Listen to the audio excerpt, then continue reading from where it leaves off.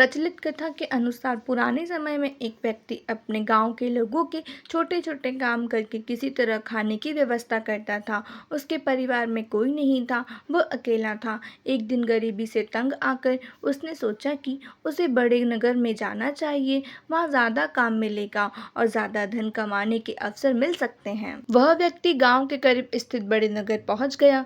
गांव से निकलने के बाद जब वह नगर में पहुंचा तब तक उसने कुछ खाया नहीं था।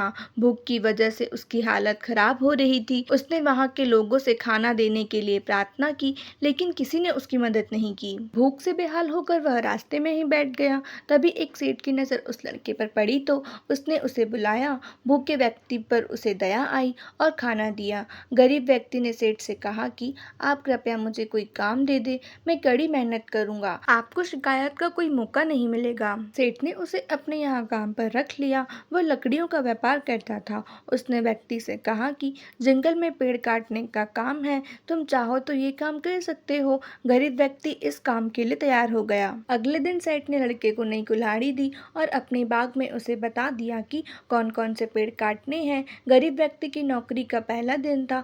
वह जोश में था। उसने दिन भर में 15 पेड़ काट दिए।